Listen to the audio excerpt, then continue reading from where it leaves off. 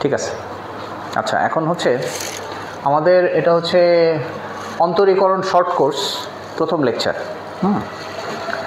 অন্তরীকরণ বা ডিফারেন্সিয়েশন শব্দটা, যেমন অন্তর আর ডিফারেন্স, এই দুটো শব্দের মধ্যে মানে এই দুটো শব্দ কিন্তু একটা আরেকটার অনুবাদ, তাই না? অন্তর মানে পার্থক্য, ডিফারেন্স মানেও পার্থক্য। এখন একটা জিনিস আমি বলি যে ক্যালকুলাসের আলোচনায় এটা আমার একটা পার্সোনাল রিয়েলাইজেশন আর কি, আমি নিজে জিনিসটাকে এভাবে ফিল করি যে তুমি তোমার চারপাশে জগতে যা কিছু দেখো, ঠিক আছে, তুমি যা দেখো সমস্ত কিছু সম্পর্কে যদি তুমি কোনো একটা শব্দ দিয়ে তুমি যদি ব্যাখ্যা করতে চাও যে কি হচ্ছে চারপাশে, just one word will explain a lot. তোমাকে আমি বললাম এটা একটা কোশ্চেন, তুমি এটা চুজ করো যে একটা শব্দ দিয়ে তোমার চারপাশকে তুমি যদি ব্যাখ্যা করতে চাও বা বলতে চাও, মানে you want to say something about your surrounding or anything everything, একটা ওয়ার্ড দিয়ে তুমি এক্সপ্লেইন করতে চাও। একজন পদার্থবিজ্ঞানের স্টুডেন্ট হিসাবে বা পদার্থবিজ্ঞান বোদ্ধা হিসাবে তুমি এটাকে ব্যাখ্যা করতে চাও, সেই শব্দটা কি হতে পারে? ডিফারেন্সিয়েশন। এটা কি ডিফারেন্সিয়েশনে ক্লাস করতেছে এই জন্য বললাম কথাটা? আচ্ছা, কথাটা হচ্ছে আমি যেটা বলি সেটা হচ্ছে, হ্যাঁ, in a sense it is differentiation. এটা হলো পরিবর্তন বা চেঞ্জ, তাই না? পরিবর্তন বা চেঞ্জ। তুমি বলো আমাকে, মানে পরিবর্তন আছে বলেই কিন্তু মানে এই যে আমি ফিল করতেছি যে আমি আছি, it is because of things are changing. তুমি আসো, it is because of things are changing. তোমার চারপাশের দৃশ্যগুলো চেঞ্জ হচ্ছে। ধরো তুমি যদি একটা স্থির চিত্রের মধ্যে আটকা পড়ে যাও, তাহলে কি হলো, তাই না ব্যাপারটা? তাহলে তোমার চারপাশের জগতে এই জিনিসটা হচ্ছে, মানে এটা হচ্ছে সামথিং দ্যাট এক্সপ্লেইনস, মানে এমন একটা শব্দ যে শব্দটা সব কিছুকে বলে, সব কিছু সম্পর্কেই বলে, মানে এটা হচ্ছে এরকম। এখন এই যে পরিবর্তন, এই পরিবর্তনটা কেমন হয়? ঠিক আছে, ধরো পরিবর্তন সম্পর্কিত একটা জিনিস তোমরা 9-10-এ পড়ে আসছো, সেটা হলো এরকম যে আমরা যখন এরকম একটা কিছু বলি y equals two function of x, ঠিক আছে, y equals two function of x, মানে এখানে আমরা বলতে চাচ্ছি যে x হচ্ছে একটা স্বাধীন চলক, y হচ্ছে একটা অধীন চলক, মানে x এর বিভিন্ন মানের সাথে সাথে y এর মানের পরিবর্তন হয়। আচ্ছা, এখন ধরো আমি যদি বলি যে y equals two function of x equals two 3,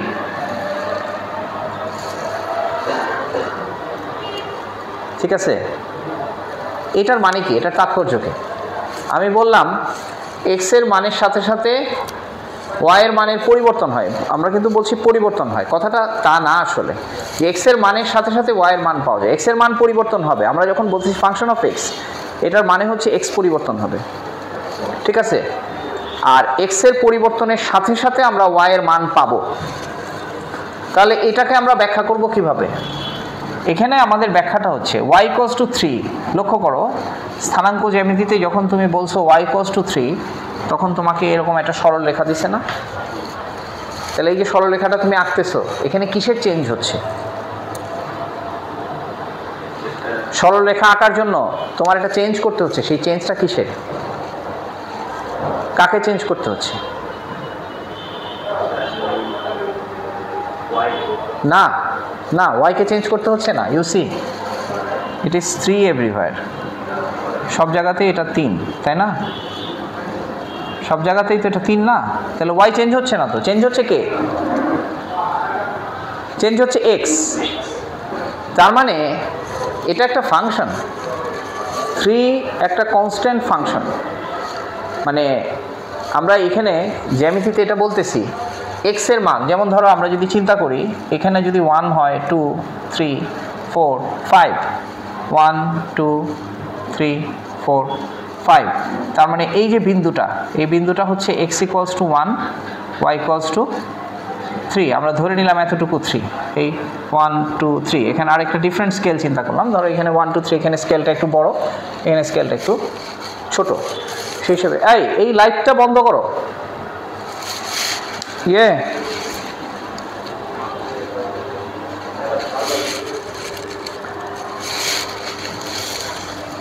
এই লাইটটা বন্ধ করতে হবে, এই লাইটটা আচ্ছা।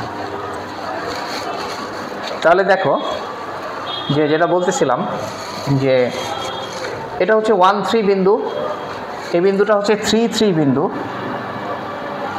আর এই বিন্দুটা হচ্ছে 5 3 বিন্দু।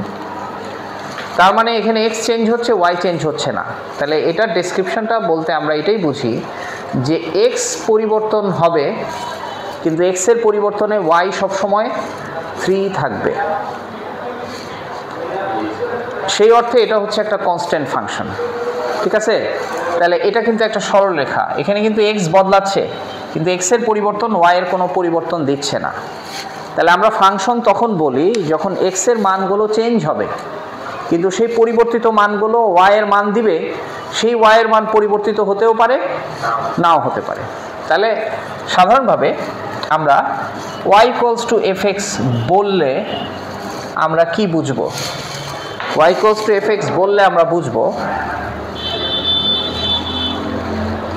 y ইকুয়ালস টু fx বললে আমরা বুঝবো যে ধরো এখানে একটা বিন্দু নিলাম, সেই বিন্দুটা আমাদের x এবং y এর মান বলতেছে, x এর একটা মান আছে, y এর একটা মান আছে।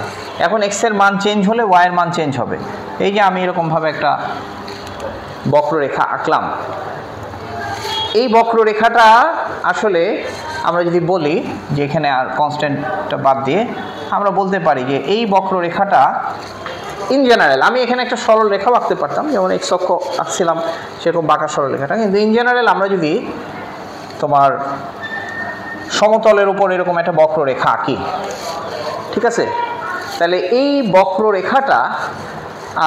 বক্ররেখাটা আমরা বলতে পারতেছি এরকম যে y equals two fx, x এর সাথে সাথে y এর চেঞ্জ হচ্ছে, x এর সাথে সাথে y এর বিভিন্ন মান পাচ্ছি। এখন এই যে x এর পরিবর্তনের সাথে সাথে y এর পরিবর্তন হচ্ছে, তো এই পরিবর্তনটা কিভাবে হচ্ছে? ধরো যদি আমরা এরকমভাবে একটা সরল রেখা আঁকি, তাহলে এই সরল রেখাতে x এর মান, ধরো আমি এরকম দুইটা বিন্দু চুজ করলাম সরল রেখার মধ্যে, তাহলে সেই দুইটা বিন্দু চুজ করলে এখান থেকে এতটুকু যদি x বদলায় তাহলে y বদলাবে এতটুকু, ঠিক আছে? তাহলে আমি x এর এই পরিবর্তনটার নাম দিলাম ডেল্টা x, আর y এর এই পরিবর্তনটার নাম দিলাম ডেল্টা y, ঠিক আছে? আচ্ছা, এখন খেয়াল করো তো, what is delta y by delta x? Delta y by delta x বলতে কি বোঝায়? লম্ব বাই ভূমি, ত্রিকোণমিতিতে আমরা জেনে আসছি এই কোণটা যদি থেটা হয় তাহলে delta y by delta x মানে হচ্ছে ট্যান থেটা, ঠিক আছে? আচ্ছা, এখন এই বক্ররেখাটার ক্ষেত্রে তুমি, আচ্ছা এখন আরেকটু বলি, এটা হচ্ছে delta y by delta x equals to tan theta. আমরা যদি এই সেম কাজটা এখানে করি কিংবা এখানে করি, সেম আসবে না? অর্থাৎ একটা সরল রেখার উপর যে কোনো দুইটা বিন্দুতে আমরা যদি y পরিবর্তন বা x পরিবর্তন নেই, যেটাকে আমরা বলি তার ঢাল, সেই ঢালের মানটা একটা সরল রেখার উপর সব জায়গায় সেম থাকবে। আর ঢাল আসলে আমাকে কি বলতেছে? ঢাল আমাকে বলতেছে x এর সাপেক্ষে y কি হারে পরিবর্তিত হচ্ছে। ওই যে বললাম চেঞ্জ, এই চেঞ্জের প্যাটার্নটা আমরা আসলে রেট অফ চেঞ্জ বা ঢাল থেকে জানতে পারি, ঠিক আছে? আচ্ছা, এখন ধরো এই যে বক্ররেখাটা, এই বক্ররেখাটা আসলে কি? রেখাটা বক্র কেন হয়েছে? রেখাটা বক্র হয়েছে কারণ হচ্ছে এই রেখাটার বিভিন্ন বিন্দুতে, মানে এখানে কি আমি যে কোনো দুইটা বিন্দু পাবো যেই দুই বিন্দুতে ঢাল সেম? পাবো না। হ্যাঁ, এখন আমি যদি কোনো একটা বিন্দুর আশেপাশে দুইটা বিন্দু নেই, খেয়াল করো, আমরা এই যে এখানে ছোট্ট করে, এখানে জায়গাটা খুব ছোট্ট, এখন আমরা করলাম কি, এটাকে এখানে এরকম বড় করে আঁকলাম, ঠিক আছে? এই দৃশ্যটাকে যদি আমি এরকম বড় করে আঁকি, তাহলে এই ছোট্ট রেখাটা এখানে একটা সরলরেখার মতো লাগবে না? সরলরেখার মতো যদি লাগে, তাহলে আমরা বলতে পারবো, যদিও এই দুই বিন্দুর মাঝখানে অগণিত বিন্দু আছে, তাহলে এটা একটা সরলরেখার মতো মনে হওয়ার কারণে দেখো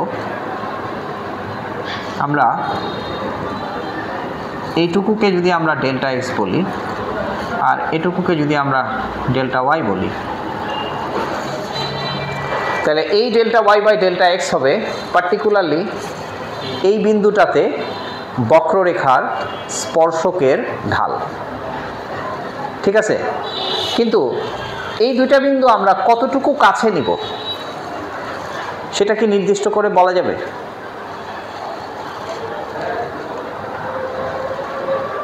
মানে একটা বক্ররেখায় কি আমি এটা নির্দিষ্টতা আরোপ করতে পারবো যে বিন্দু দুইটা এতটুকু কাছে নিলে, হ্যাঁ, এই বিন্দুটার ঢাল আর এই বিন্দুটার ঢাল সেম হবে? এটাকে আমরা বলতে পারবো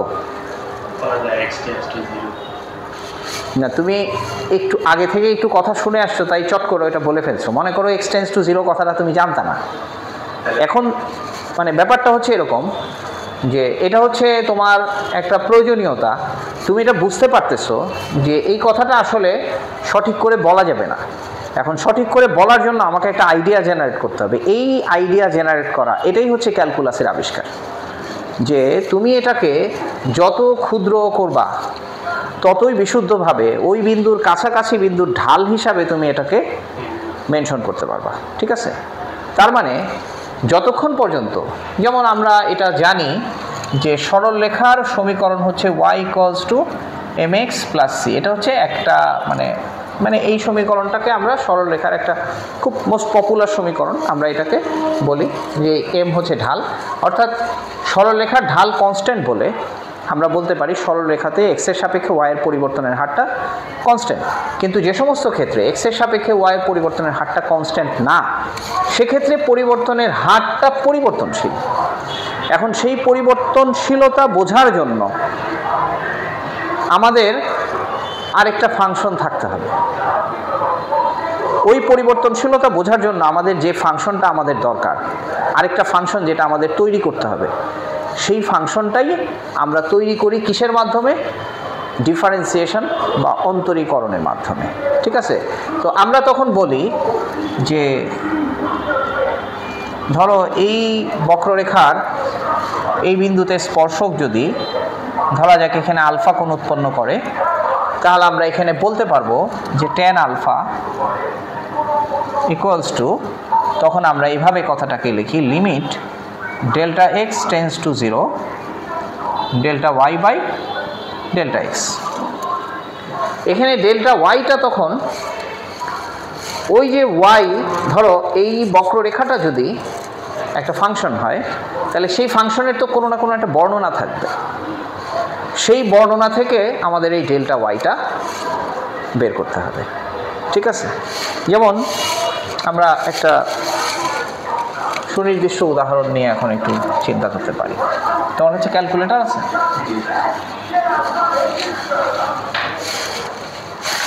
যেমন ধরো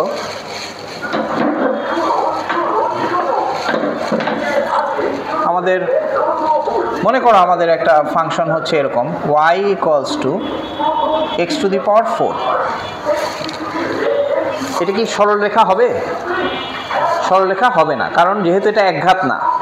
এটা আমরা সরলরেখার সাধারণ সমীকরণ যখন পড়ছি তখন জেনে আসছি যে xy চলকের একঘাত সমীকরণ একটা সরলরেখা হবে।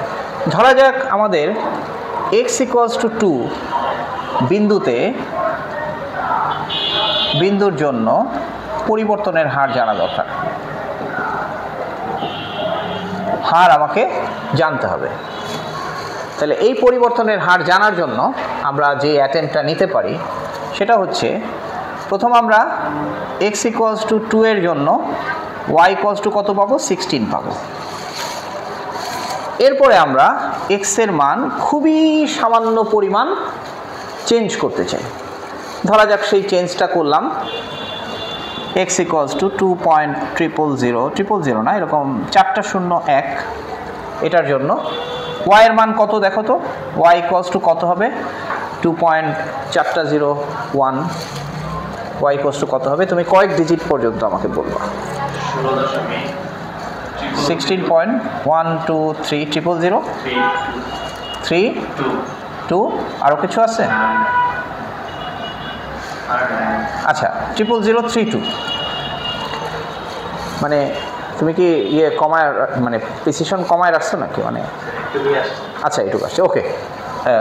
আচ্ছা এখন আমরা এখানে ডেল্টা এক্স এর মান কত, ডেল্টা এক্স মানে হচ্ছে 0.00001, আর ডেল্টা ওয়াই এর মান কত, এটা থেকে এটা বাদ দিলে আমরা যেটা পাচ্ছি 0.00032।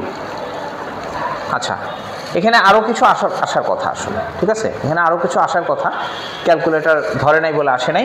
এখন আমরা delta y by delta x equals to কত পাচ্ছি দেখো তো,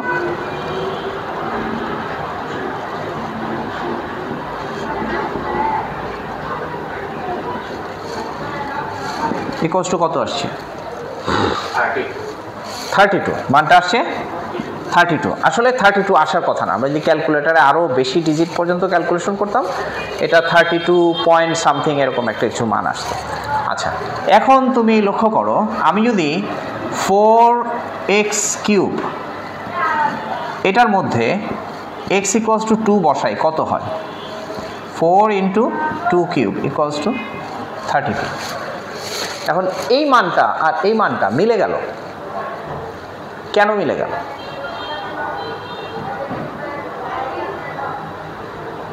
তুমি সেম ক্যালকুলেশনটা x ইকুয়ালস টু 3 এর জন্য করো তো, সেম ক্যালকুলেশন তুমি এই কাজটা একবারে করো যে 3.12341 হোল টু দি পাওয়ার 4 থেকে 3 টু দি পাওয়ার 4 বাদ দিয়ে তাকে 0.12341 এটা দিয়ে ভাগ করো, দেখো তো এই রেজাল্টটা কত হয় ক্যালকুলেটরে।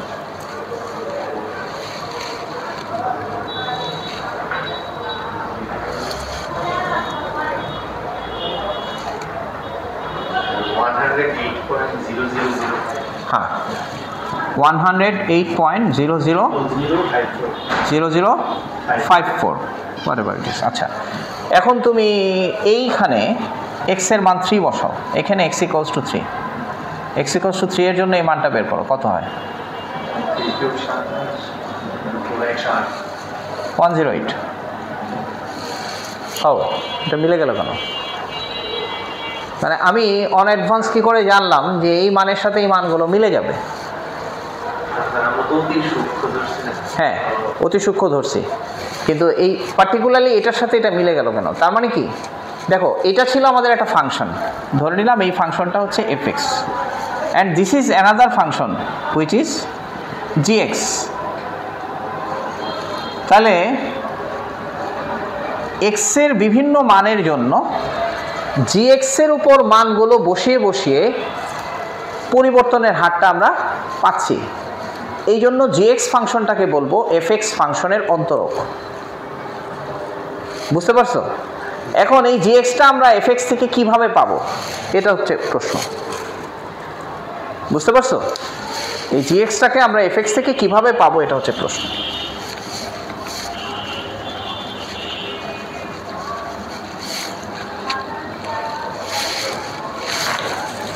ধরো আমি ধরে নিলাম যে y equals to x to the power 4, তো আমি লিখলাম যে gx ফাংশনটা হচ্ছে এমন একটা ফাংশন যেটা fx প্লাস ডেল্টা x অর্থাৎ x এর মান ডেল্টা x পরিমাণ চেঞ্জ হবে, সেই চেঞ্জ হওয়া মান থেকে fx এর প্রিভিয়াস মান বাদ যাবে, তাকে ডেল্টা x দিয়ে ভাগ করতে হবে, এবং এটার উপর আমি শর্ত আরোপ করলাম যে limit delta x tends to 0, অর্থাৎ x এর ক্ষুদ্রাতি ক্ষুদ্র পরিবর্তনের জন্য fx এর পরিবর্তন যা হয় তাকে এক্সের ক্ষুদ্রাতি ক্ষুদ্র পরিবর্তন দিয়ে ভাগ করলে যা পাওয়া যায় একটা জানা ফাংশনের ক্ষেত্রে, সেটা কি হতে পারে? যা হবে সেটাই হচ্ছে আরেকটা ফাংশন, যেই ফাংশনটাকে আমরা এফএক্স ফাংশনের অন্তরক বলতেছি। এখন এই যে জিএক্স যেটা আমাদের বের করতে হবে, সেটার ক্ষেত্রে সেটা বের করার জন্য আমরা এফএক্স ফাংশনটা এখন আমরা ওইটা বসাই, limit delta x tends to 0। আমরা এখানে x plus delta x whole to the power 4 বসালাম, minus x to the power 4 divided by delta x. আর এখানে আমরা কন্ডিশন কি দিছি, যে ডেল্টা এক্স টেন্ডস টু 0। বুঝছো? আমরা এখানে কিন্তু একটা কাজ করতেছি, আমরা ক্যালকুলাস শেখার জন্য লিমিটটাকে একটা অপারেশন টুল হিসাবে নিয়ে আসতেছি। লিমিট কিন্তু আলাদাভাবে আমরা আলোচনা করতে পারতাম, কিন্তু আমরা সরাসরি ক্যালকুলাসে চলে গেছি, ডিফারেনশিয়াল ক্যালকুলাসে চলে গেছি, এবং সেটার নেসেসিটি হিসাবে লিমিটটা কিভাবে কাজ করে সেটা দেখছি। আমরা লিমিটের অঙ্ক আলাদা করে করব, ঠিক আছে, কিন্তু ক্যালকুলাসে এটা কিভাবে কাজে লাগে সেই জিনিসটা আমরা সরাসরি দেখতেছি। আচ্ছা, limit delta x tends to 0, delta x 4-এর ফর্মুলা যদি আমরা ভেঙে ফেলি, তাহলে এই ফর্মুলাটা কি হবে, x to the power 4 plus 4x cube del x plus 6x square del x square plus কী হবে আবার 4x del x cube del x cube plus del x to the power 4 minus x to the power 4, তাই না? আচ্ছা, binary দ্বিপদী বিস্তৃতি ভাঙিয়ে ফেলাম, limit delta x tends to 0।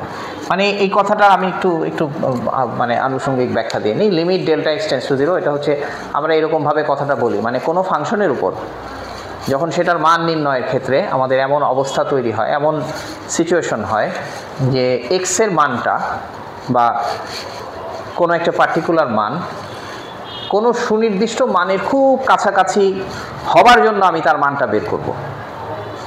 হ্যাঁ, যেমন এখানে আমি বলছি ডেল্টা এক্স টেন্ডস টু 0, এটা ডেল্টা এক্স মানে কোনো কিছু টেন্ডস টু যে কোনো মান হতে পারে, যে কোনো সসীম মান হতে পারে। কখনো এরকম ধরো এই পুরাটার মধ্যে একটা এ আছে, এখন আমি বলে দিলাম limit a tends to b কোনো একটা মানের জন্য। তো এই কথাটা বলে আমরা বোঝাতে যাচ্ছি যে এই মানটা এই মানের খুব কাছাকাছি হলে আমি এটার পরিবর্তন বা এটার মানটা কি সেটা আমরা দেখতেছি। তো এখন এই x to the power 4 x to the power 4 cancel হয়ে গেল, ডেল এক্স দিয়ে ভাগ করলে পরে এখানে নিচে ডেল এক্স চলে যাবে, এখানে আসবে 4x কিউব, দেখছো এই 4x কিউব চলে আসছে, plus 6x square del x plus 4x del x square plus del x cube. এখন খেয়াল করো, এই 4x কিউব এর সাথে এই 4x কিউবের সাথে এরা যারা যোগ হয়ে আছে, এরা প্রত্যেকেই হচ্ছে শূন্যের কাছাকাছি। দ্যাট ইজ আমরা যখন এটা একটা এক্সপ্রেশন, এই এক্সপ্রেশনের মধ্যে যখনই আমি কোনো একটা মান বসাবো, ধরো আমি বললাম যে x ইকুয়ালস টু 2, তাহলে যদি আমি x ইকুয়ালস টু 2 বসাই, তাহলে এখানে তো আমি 2 বসাবো, তাহলে এখান থেকে একটা ফিক্সড একটা রেজাল্ট আমরা সুন্দরভাবে পাবো। কিন্তু এইখানে x ইকুয়ালস টু 2 বসালেও এখানে আমার বসাতে হবে শূন্যের কাছাকাছি কোনো মান। তাহলে যখন শূন্যের কাছাকাছি কোনো মান আমি এখানে বসাবো, তাহলে সেই মানটা কি এই মানের সাথে আর কাউন্টেবল থাকবে? সেটা আর মানে এটার উপর কোনো প্রভাব ফেলবে? তাহলে এই মানগুলো তখন নগণ্য বা এগুলাকে আমরা ইকুয়ালস টু 0 বিবেচনা করতে পারবো। তখন হয়ে গেল জিনিসটা 4x কিউব। তাহলে আমি না এই জিনিসটাকে বলি যে এটা হচ্ছে একটা অপারেশন টেবিল। হ্যাঁ, এটা হচ্ছে একটা অপারেশন টেবিল, যে অপারেশন টেবিলটাকে আমি সংক্ষেপে নাম দিই এভাবে, যে এটার নাম দেওয়া হয়েছে এরকম, ddx of fx and this is gx। যে ফাংশনটা আমরা পাবো এটা ছিল আমার কল্পিত অনুমিত ফাংশন। তাহলে ddx অপারেশন টেবিলটার বর্ণনা হচ্ছে এরকম। এই অপারেশন টেবিলে আমি fxকে বসালাম, fx can be any function. আমাদের এই এক্সাম্পল fx ছিল x টু দি পাওয়ার 4।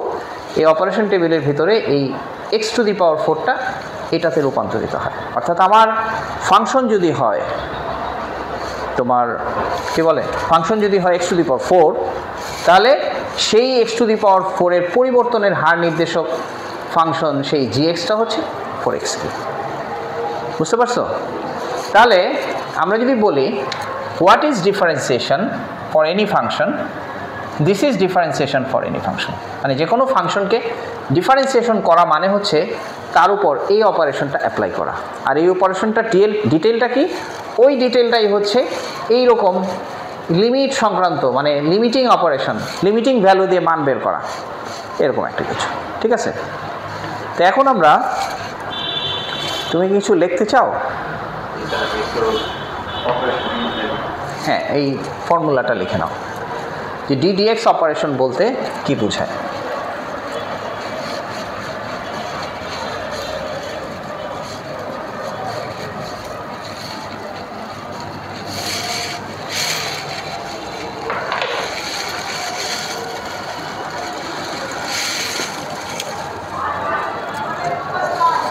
আচ্ছা, এখন আমরা এই অপারেশন টেবিলে আমরা x⁴ কে উঠায় আমরা 4x³ পাইলাম। এখন আমরা একটু দেখি যে আমি যদি আমার ফাংশন অফ x, সে আমার y equals two function of x equals two sin x, এটা একটা ফাংশন। sin x ফাংশনটার ছবি আঁকলে কি হয়? sin x ফাংশনটার ছবি আঁকলে হয় এরকম, তাই না? এরকম একটা গ্রাফ পাওয়া যায়। তাহলে বোঝা যাচ্ছে এটাও একটা বক্ররেখা। তাহলে এই বক্ররেখার প্রত্যেকটা বিন্দুতে আলাদা আলাদা ঢাল হবে। ঠিক আছে না? আমরা কি ওই মেকানিজমে একটু দেখব যে ঢালটা কি হয়? আমরা একটু চেক করব যে এক্সের কোনো একটা মানের জন্য কি হয়। ধরো আমি চাচ্ছি যে x ইকুয়ালস টু π/6, এটার জন্য sin x এর পরিবর্তনের হার কত? তাহলে আমাদের কি করতে হবে যে x ইকুয়ালস টু, প্রথম আমরা π/6, তোমার ক্যালকুলেটর কি রেডিয়ান মোডে আছে না ডিগ্রি মোডে আছে? রেডিয়ান মোডে নিয়ে আসো। আচ্ছা, তাহলে আমরা প্রথম যেটা করব সেটা হচ্ছে যে sin π/6 প্লাস পয়েন্ট এরকম 000 বা 401, মানে এত রেডিয়ান কোণ যোগ করলাম, সেখান থেকে sin π/6 বিয়োগ করলাম, তাকে আবার 0.1234 এটা দিয়ে ভাগ করলাম। ভাগ করে ফলাফলটা কত হয় দেখো। রেডিয়ান মোডে নিয়ে ক্যালকুলেশনটা করো, আমাকে রেজাল্টটা বলো কত আসে।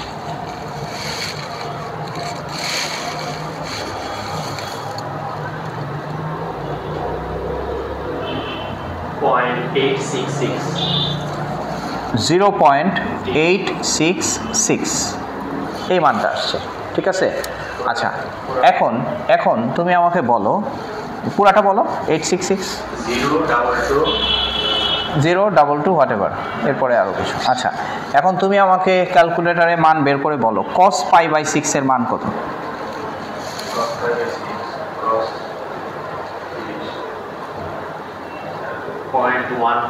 নো, রেডিয়ান মোডে। তোমার রেডিয়ান মোড আছে না? তাহলে 30 ডিগ্রি দিলে তো হবে না, তুমি π/6ই দিবা। তুমি কি এখানে মানটা π/6 বসাইছিল? তো π/6 না বসালে কিন্তু ভুল হবে। কত? √3/2 ডেসিমেলে কত হয়? হ্যাঁ, এটাই দেখতে যাচ্ছিলাম।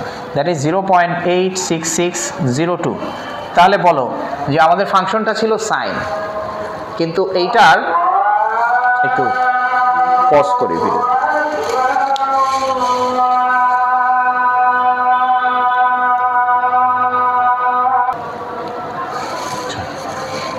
তাহলে দেখো আমরা cos π/6 থেকে আমরা এই সেম মানটা পেলাম। তাতে করে আমাদের এই ধারণাটা হইল না যে এইটা যদি আমাদের ফাংশন অফ এক্স হয়, তার মানে এই সাইন এক্স ফাংশনের জন্য আমার সেই জি এক্সটা হচ্ছে কস এক্স। বুঝতে পারছো ব্যাপারটা?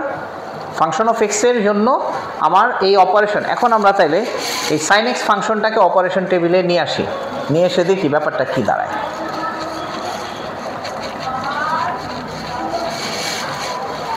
তাহলে আমরা লিখলাম যে ddx অফ, এটা হচ্ছে আমাদের অপারেশন, এই অপারেটরের নাম হচ্ছে ddx। আমরা এটাকে এরকমভাবে লিখি, ddx of fx equals to হবে হলো d dx of sine x এখানে, আর এটার মানে হচ্ছে যেটা হবে limit delta x tends to 0 sine x plus delta x থেকে আমাকে বিয়োগ করতে হবে sine x divided by delta x. ঠিক আছে, তোমাদের বইতে দেখবা মূল নিয়মে অন্তরক নির্ণয়, হ্যাঁ এই কাজগুলোই আমরা করব, এটাই আমরা করতেছি মূলত। আচ্ছা, তাহলে limit delta x tends to 0 sine c minus sine d, formula কী হবে 2 cos c plus d divided by 2, তাহলে এই দুটা যোগ করে 2 দিয়ে ভাগ, তার মানে হবে x plus delta x by 2, আর sine c minus d by 2, sine এটা থেকে এটা বিয়োগ করলে এক্স কাটা যাবে, তাহলে delta x by 2 divided by delta x. আচ্ছা, এখন এখানে একটা বিষয় আছে, সেটা হচ্ছে যে limit delta x tends to 0, 9-10 এই বিষয়টা সম্পর্কে আমাদের একটা ক্ষেত্র ছিল যে ক্ষুদ্রকোণের মান বিবেচনায় ওই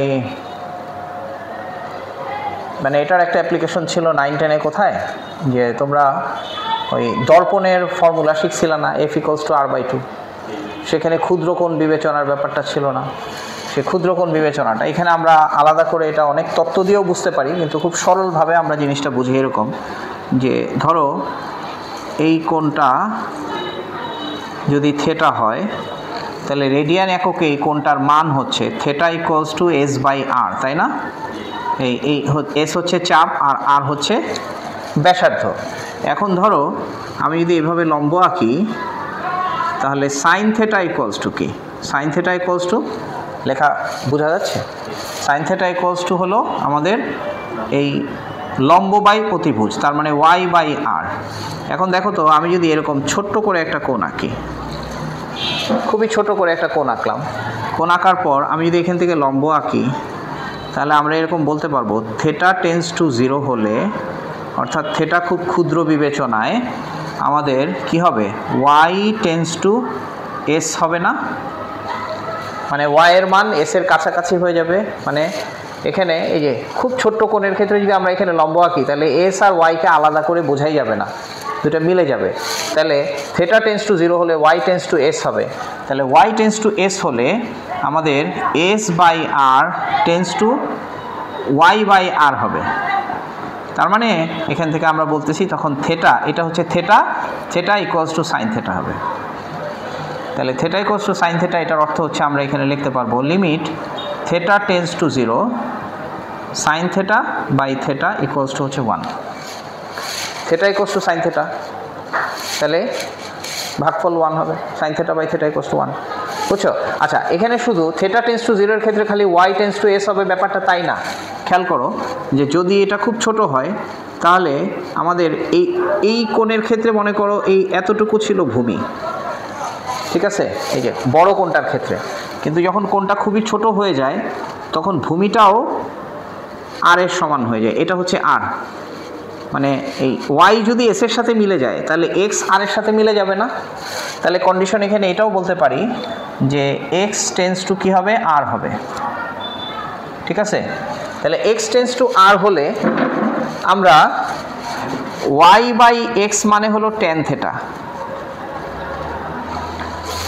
y/x মানে হচ্ছে tan থিটা, তাহলে আমরা y/x = tan থিটা, তাহলে theta tends two tan theta এটাও বলতে পারি আমরা, কারণ x এর জায়গায় যদি তুমি r বসাই দাও, ঠিক আছে, আর y এর জায়গায় যদি s বসাই দাও, হ্যাঁ, কারণ এই, ঠিক আছে, বুঝতে পারছো, x টেন্স টু r আর y টেন্স টু s হলে এই tan থিটা = আবার s/r এর সাথে এটা মিলে যাবে, so theta tends two tan theta, থিটার মান tan থিটা হয়ে যাবে। আচ্ছা, তাহলে আমরা এটাও বলতে পারবো limit theta tends to 0 tan theta by theta = 1, ঠিক আছে? আচ্ছা, আবার খেয়াল করো, x টেন্স টু r হলে x/r কত হবে? x টেন্স টু r হলে x/r = 1, আর x/r কি আমাদের cos থিটা, তাহলে cos theta = 1, theta tends to 0 হলে cos থিটা = 1। তখন এই সবগুলো কথাকে আমরা একসাথে লিখবো আর কি এখানে, এটা আমরা পরে ব্যবহার করব, এটার আমাদের প্রচুর অ্যাপ্লিকেশন আছে। হ্যাঁ, ফোন দিছে, এটা কি ভিডিও ডিস্টার্ব হবে ফোনের জন্য? আমি ফোনটা ডিক্লাইন করি। না, এটাতে ভিডিও সমস্যা হবে না। আচ্ছা থাকুক, এখন ফোন ধরা যাবে না। যেটা বলতেছিলাম যে কি বলতেছিলাম যে limit theta tends to 0 sine theta by theta, এটা যদি 1 হয়, এটার উল্টাটাও limit theta tends to 0 theta by sine theta equals to 1। ঠিক আছে, আবার limit theta tends to 0 tan theta by theta equals to limit theta tends to 0 theta by tan theta equals to 1, এবং limit theta tends to 0 cos theta equals to 1। এই জিনিসগুলো আমরা ব্যবহার করতে পারবো। এরকম 1-এর আরও কিছু অ্যাপ্লিকেশন আছে, সেটা আমরা পর্যায়ক্রমে পরে আরও কিছু জানবো। তো আপাতত এইটার জন্য তাহলে এখানে খেয়াল করো যে এটাকে আমরা এই 2টাকে আমরা ভাগ করে এখানে নিয়ে আসলাম, আর এটা লিখলাম cos x plus delta x by 2 sine delta x by 2। তাহলে এখানে খেয়াল করো, এই ডেল্টা এক্স বাই 2 হচ্ছে tends to 0, this is same delta x by 2। মানে এটা যদি থিটা টেন্ডস টু 0 মনে করো, এটাও তাহলে থিটা টেন্ডস টু 0, তাহলে same thing tends to 0।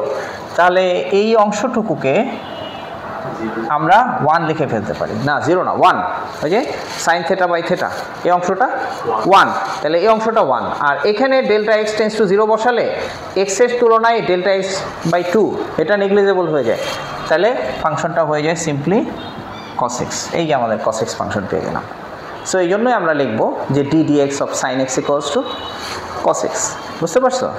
So এই দুইটা জিনিস থেকে আমরা দুইটা মূল জিনিস জানতে পারলাম। একটা হলো যে ধরো যদি আমি এটা জানি, এটা যদি আমার জানা থাকে, তাহলে ওই যে আমরা বলছিলাম যে x ইকুয়ালস টু 2 এর জন্য x টু দি পাওয়ার 4 এর পরিবর্তনের হার কত। কিন্তু যদি আমি 4x কিউবটা জানি, তাহলে x ইকুয়ালস টু 2 এর জন্য 2 বসালে সেই পরিবর্তনের হারটা পাবো, 3 বসালে 3 এর জন্য পাবো। এরকম যেই মানের জন্য আমার পরিবর্তনের হার জানা দরকার, সেই মানের জন্য এই ফাংশন থেকে সেই মানগুলো পেয়ে যাব। এবং সেম সাইন এক্স, এই ফাংশনের যে কোনো মানের জন্য পরিবর্তনের হার কত সেটা কোসাইন ফাংশন থেকে পেয়ে যাব। তো আমরা যেটা করব সেটা হচ্ছে এই রকমই অপারেশন ব্যবহার করে করে আমরা প্রত্যেকটা ফাংশনের ডিফারেন্সিয়েশন বা পরিবর্তনের হার কোন ফাংশন থেকে পাওয়া যাবে সেই ফাংশনগুলো আমাদের জানা থাকবে। আর জানা থাকবে বলেই যখনই আমাদের এগুলাকে প্রয়োজন হবে তখন আমরা সেই ফর্মুলাগুলোকে সেইগুলোকে সূত্র আকারে ব্যবহার করব। ঠিক আছে? আচ্ছা, এখন আমি আমাদের জানা কতগুলো ফাংশনের ক্ষেত্রে ডিফারেন্সিয়েশন করলে কি হবে সেটা আমি তোমাকে সূত্র আকারে লিখে দিব। এরপরের কাজ হচ্ছে তোমাদের বইতে দেখবা যে এইখানে যেভাবে করে আমি মূল নিয়মে অন্তরীকরণ করলাম বা ডিফারেন্সিয়েশন ফাংশনটা বের করলাম, সেরকমভাবে এই ফাংশনগুলোর জানা মান অন্তরীকরণ করে বইতে করে দেওয়া আছে। বই থেকে সেই প্রমাণগুলো দেখবা, দেখলে জিনিসটা শেখা হবে। আর পরবর্তী ক্লাসে সেগুলো আমরা ডিফারেন্সিয়েশনের আরও কিছু নিয়ম কারণে যাব। তো সেগুলো হচ্ছে এরকম যে d dx of x to the power n, এটা হচ্ছে আমার এফ এক্স। ডিফারেন্সিয়েট করলে এটার পরিবর্তনের হার আমি যে ফাংশনটা থেকে পাবো সেই ফাংশনটা হচ্ছে n x to the power n minus 1। ঠিক আছে? D dx of e to the power x, এটা e to the power x থেকে পাবো। আচ্ছা, e to the power x ফাংশনটা মনে হয় আমাদের জানা নাই, তাই না? আচ্ছা, e to the power x function এবং আরও কিছু ফাংশন আছে যে ফাংশনগুলো কি সেগুলো সম্পর্কে আমাদের নেক্সট ক্লাসে একটা আলোচনা হবে। এই ক্লাসের পরে পরবর্তী ক্লাসে সেটা আমরা জানবো। ই টু দি পাওয়ার এক্স, আমি আপাতত জিনিসটা লিখে ফেলি। ই টু দি পাওয়ার এক্স ফাংশনটা হচ্ছে 1 plus x by factorial 1 plus x square by factorial 2 plus x cube by factorial 3 plus dot dot dot, এরকম টাইপের একটা ফাংশন। মানে এটার বর্ণনাটা হচ্ছে এরকম, এটা একটা অসীম সিরিজ, এক্সের একটা অসীম সিরিজ। আচ্ছা, এবং ইন্টারেস্টিং ব্যাপার হচ্ছে এটা হচ্ছে এরকম ফাংশন যেটা দেখো এই ফাংশনের পরিবর্তনের হার সে নিজেই, মানে এটার ফাংশনের পরিবর্তনের হার এটা থেকেই পাওয়া যায়। আচ্ছা, তারপরে d dx of ln x এটা হচ্ছে ই ভিত্তিক logarithm, ln x equals to হচ্ছে 1/x। হ্যাঁ, আচ্ছা, আর ddx of ln x equals to 1/x, তারপরে হচ্ছে ddx of log x to the base a যদি হয়, ঠিক আছে, মানে এটা হচ্ছে ln x আর এটা হচ্ছে যে কোনো ভিত্তির x যদি হয়, সেটাকে আমরা কি লিখতে পারি, ddx of log x to the base e লিখে তাকে আবার লিখতে পারি log e two the base a, তাই না, লগের নিয়মে। আচ্ছা, তাহলে ddx তো যে ধরনের অপারেশন ছিল সেই অপারেশনের মধ্যে যদি কোনো একটা কিছু কনস্ট্যান্ট, এটা কিন্তু একটা কনস্ট্যান্ট, তাহলে এই কনস্ট্যান্টটা যদি গুণ হয়ে থাকে তাহলে এই কনস্ট্যান্টটা এই টোটাল অপারেশনের বাইরে আনা যায়। সো এটাকে যদি আমি টোটাল অপারেশনের বাইরে নিয়ে আসি তাহলে, আচ্ছা, আর এটাকে লিখতে পারি log e two the base a ddx of তাহলে ln x, ঠিক আছে, এই যে এটা তো ln x, তাই না। আচ্ছা, তাহলে এটাকে আমরা ln x কে আমরা এই যে এই ফর্মুলা, এটা হচ্ছে আমাদের ফর্মুলা, এগুলো আমরা মূল নিয়ম থেকে জানতে পারবো। তাহলে এটা হচ্ছে 1/x log e two the base a, এই log e two the base a কে আমরা আবার লিখতে পারি 1/x log, এটাকে লিখতে পারি 1/log a two the base e, ঠিক আছে। তাহলে এটা কি হয়ে গেল, তার মানে এটা হয়ে গেল 1/x ln a, ঠিক আছে। তাহলে ddx of x to the base a equals to 1/x ln a, ঠিক আছে। তাহলে এটাও ফর্মুলা, এটা সূত্র আমি একটু log x এর জন্য এটা মুখস্থ না করে আমরা এইভাবে ডিরাইভ করতে পারি, তাই এটা দেখাইলাম যে ddx of log x to the base a equals to 1/x ln a। এরপরে ত্রিকোণমিতিক ফাংশনগুলোরও এরকম ডিফারেন্সিয়েশন করলে আমরা যেটা পাই ddx of sin x equals two cos x হবে। তাহলে ddx অফ cos x কী হবে বলো তো? ও আচ্ছা, তুমি এটা জানো, মুখস্থ করে ফেলাইছো। এটা হচ্ছে মাইনাস সাইন এক্স। কিন্তু কেন মাইনাস সাইন এক্স হবে? ওই যে ওইরকমভাবে যদি তুমি ওটিতে নিয়ে যাও, অপারেশন টেবিলে নিয়ে যাও, তখন দেখবা যে এটা তোমাকে ওরকমভাবে মাইনাস সাইন এক্সে দিবে। ddx অফ টেন এক্স কী হবে? sec স্কোয়ার এক্স হবে, ঠিক আছে। এটাও সেই অপারেশন থেকে আমরা এটা দেখতে চাও কীভাবে sec স্কোয়ার এক্স হয়, ওই মূল নিয়মে ওইভাবে হবে, আগামী ক্লাসে আমরা দেখব। সো ব্যাপারটা হচ্ছে আমরা এই আজকের ক্লাসের মানে যে লেসনটা, ধরো তুমি আগে ক্যালকুলাস পসিবলি তোমাকে যেটা করা হয়েছে যে এরকম কয়েকটা সূত্র লিখে দেওয়া হয়েছে, তাই না? কিন্তু আসলে দেখো এটা কিন্তু খুব ইন্টারেস্টিং একটা ব্যাপার যে এই ddx হচ্ছে একটা অপারেশন, যে অপারেশনটা একটা ফাংশনকে চেঞ্জ করে দেয়। কিসে চেঞ্জ করে দেয়? আরেকটা ফাংশনে। যেই ফাংশনটা থেকে আমরা ওই ফাংশনটার পরিবর্তনের প্যাটার্নটা জানতে পারি। ওই যে আমরা বলছি শুরুতে যেটা বলছিলাম যে থিংস আর চেঞ্জিং, কিন্তু চেঞ্জটা কিভাবে হয় সেটা যদি আমরা বুঝতে পারি তাহলে আমরা কি করতে পারি? আমরা প্রেডিক্ট করতে পারি, ঠিক আছে। আমাদের নলেজ বিষয়টা হলো যে আমি যদি প্রেডিক্ট করতে পারি সামনে কি হবে, অন অ্যাডভান্স যদি কিছু বুঝতে পারি, এটা হচ্ছে নলেজ। নলেজের একটা খুব গুরুত্বপূর্ণ দিক হচ্ছে knowledge can predict things. Unknown জিনিস, যেমন আমি যেটা জানি না সেটা আমি বলতে পারাটা হচ্ছে এক ধরনের প্রেডিকশন, যেটা তুমি জানো না আমি বলে ফেললাম। সো এই চেঞ্জের প্যাটার্নটা জানাটা হচ্ছে ডিফারেন্সিয়াল ক্যালকুলাসের মূল কাজ, ঠিক আছে। বুঝতে পারছো আজকে? তাহলে এটা আমাদের আজকে ডিফারেন্সিয়াল ক্যালকুলাস বা অন্তরীকরণ শর্ট কোর্সের লেকচার 1 শেষ হলো। এটাতে আমরা বোঝানোর চেষ্টা করলাম যে তোমার লিমিটের আইডিয়া, লিমিট সম্পর্কে আরও ডিটেইল ক্লাস আমাদের আসবে কিন্তু, হ্যাঁ। কিন্তু এটা হচ্ছে আমাদের মোটামুটি ডিফারেন্সিয়েশন জিনিসটা কি সেই সম্পর্কে বুঝতে পারা, ঠিক আছে। আচ্ছা, আল্লাহ হাফেজ।